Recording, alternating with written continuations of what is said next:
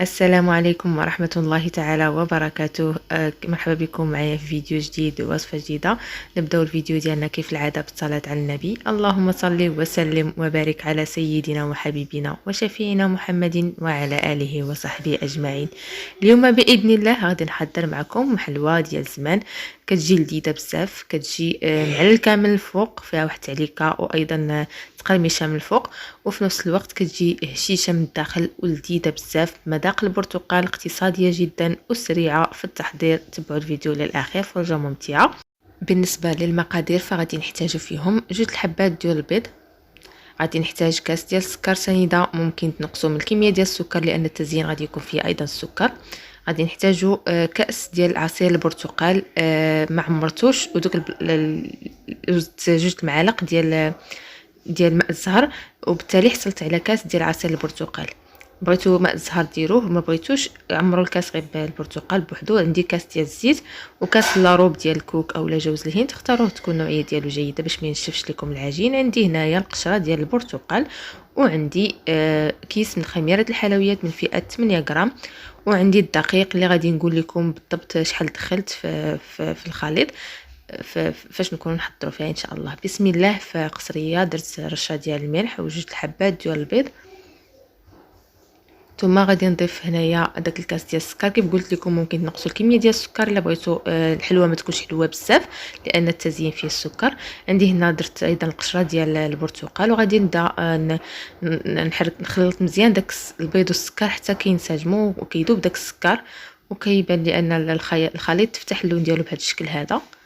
ضروري من هذه العمليه هذه يعني نخدموهم مزيان. ثم غادي نضيف هنا كاس ديال الزيت، القياسات بكاس العنبه. نخلط مزيان المكونات حتى ما كيبقاش الزيت معزول على الخليط، خصو يولي عندنا خليط واحد. ثم غادي نضيف هنا عصير البرتقال. كيف قلت لكم انا درت عصير البرتقال ودرت معاه 2 المعالق ديال ماء الزهر. الا بغيتو نسمه ديال الزهر لان الحلويات القديمه كلهم تقريبا كيكون فيهم داك الزهر، لهذا فيها ديك 2 المعالق ماء الزهر. ما بغيتوش ماء الزهر ممكن تستغنوا عليه. هنا كيف كتلاحظوا ضفت داك كاس لاروب ديال الكوك، خلطت مزيان، وضفت ايضا الكيس ديال خميره الحلويات. ثم غادي نبدا نضيف الدقيق بالتدريج، وانا كنعجن في العجين ديالي كنجمع فيها. بالنسبه للعجين ديالنا فكتجي رطبه، ما خصكمش تقصحوها نهائيا، خاصها تجي هكا مرخوفه. غادي تبان لكم انها كتلتصق في اليد، ولكن هذا ما كيعنيش ان العجين راه خصها دقيق. يعني دائما عجنوا باليد، واليد الثانيه بقاو مره جربوا واش العجين كتلتصق فيها ولا لا. اليد اللي كنكونوا كنعجنوا بها عادي ان العجين تبقى تلتصق فيها وتبان لنا ان العجين راه خصها الدقيق، ولكن ملي كنقلبوا باليد الاخرى هي اللي كتحكم واش العجين صافي ولا القوام ديالها هو هذاك ولا لا. هنا بعد ما غسلت يدي شوفوا انني كملت بها العجينه وكتبان انها كتلتصق لي في يدي، ولكن اليد اللي ناشفه اللي ما فيهاش العجين ما كتلتصقش فيها العجين. يعني هذا هو القوام المطلوب. الا بانت لكم كتلتصق في يديكم ماشي ضروري ديروا الدقيق، حتى تقلبوا باليد الاخرى اللي نقيه عاد غيبان لكم. الا بانت لكم كتلتصق في اليد اللي نقيه ضيفوا شويه دقيق، بانت لكم ما كتلتصقش ما تضيفوش. الكميه اللي دخلت بالضبط 730 غرام، يعني 7 كؤوس وربع. هنا جبت ورق الزبده ورشيت عليه شويه ديال الدقيق، وغادي ندير واحد القطعه بالعجين.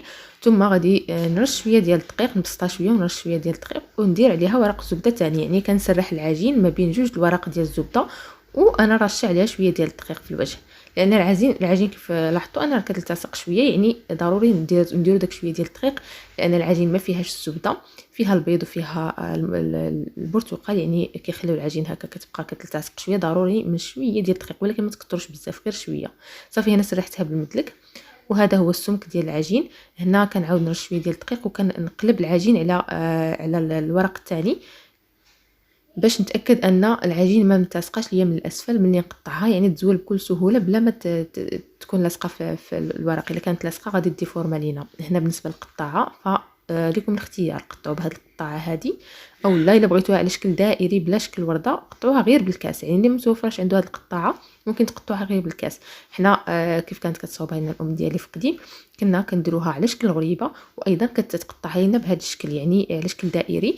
دابا انا بغيت نديرها على شكل ورده، وليكم الاختيار كيف قلت لكم. الا بغيتو ديروها على شكل دائري غير بالكاس راه كافي انكم تقطعوا به، الا ما كانش عندكم طبعا هذه القطاعه.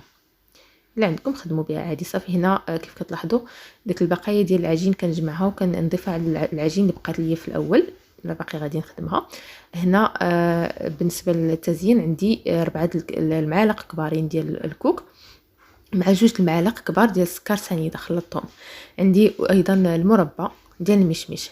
صافي كناخذ هنايا العجين، القطعه ديال العجين كندهنها هكا الوجه بداك المربى، وكان نلصق فيه داك الكوك والسكر سنيده. كيف كتلاحظوا درنا الكوك مع السكر سنيده. لهذا قلت لكم تزيين راه فيه السكر سنيده. الا بغيتو تنقصوا من الحلاوه اللي في من السكر اللي في العجين نقصوا، كيبقى بطبيعه الحال على حسب واش بغيتو الحلوه ناقصه شويه ولا لا. صافي كنبقى نستمر بهذه الطريقه على نفس الكميه حتى غادي نكمل التزيين لهم كاملين. بالنسبه للمربى الا توفر عندكم المربى الخاص بالحلويات يكون افضل، يعني كيكون هكا خفيف. فانا ما متوفرش درت هذا اللي فيه هكا دوك الطريفات، ولكن قضيت به الغرض ماشي مشكل.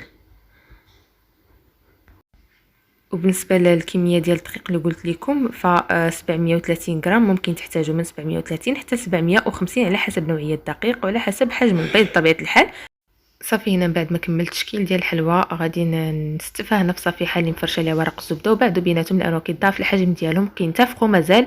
يعني داك السمك اللي وريتكم انه خليت العجين شويه غليظه مازال غادي تنتفخ في الفرن. كيف قلت لكم هاد الحلوى هذه ممكن ديروها على شكل غريبه، وممكن ديروها بهذا الشكل. يعني الشكل القديم ديالها هو شكل غريبه، ولكن مره كنديروها هكا مره غريبه على شكل نتوما اللي بغيتو. صراحه بهذا الشكل هذا كتجي زوينه بزاف. بالنسبه للطريقه ديال الطهي ديالها، الفران كنسخنوه واحد شويه، والنار كتكون من الاسفل كتكون نار مهيله شويه. كنخليو الحلوى كطيب على خاطرها. من بعد ما كطيب وكيذهب اللون ديالها من الاسفل كنشعلوا عليها الفوق باش الوجه ديالها باش كتذهب بهذا الشكل هذا. وردوا مع البال لان الكوك كيكون حساس دغيا كيتحمر، وهذا هو الشكل النهائي ديال الحلوى ديالنا. فكتجي رائعه بزاف في المنظر، لذيذه بزاف في المذاق. يعني كيتواتى داك المربى مع الكوك مع المذاق ديال البرتقال، كيجي واحد المزيج رائع بزاف ديال المذاقات. بالنسبه للحلوى فكتجي رطبه من الداخل ومقرمشه ومعلكه من الفوق. غادي نحل معكم وحده ضروري باش تشوفوا كيفاش كتجي من الداخل، فكتجي لذيذه بزاف يعني ما تشبعوش منها. اذا احبائي هذه هي الوصفه ديالنا ديال اليوم. كنتمنى الاستحسان ديالكم، كنتمنى تجربوها وتخليوا لي الاراء ديالكم اسفل الفيديو. الا كاين اي تساؤل ممكن تخليوه اسفل الفيديو، انا ان شاء الله غادي نجاوبكم عليه. الا عجبتكم الوصفه وصلوا لاكبر عدد من اللايكات او بارطاجيو مع الاصدقاء والاحباب. كنضرب لكم موعد جديد في فيديو جديد ووصفه جديده ان شاء الله. السلام عليكم ورحمه الله تعالى وبركاته.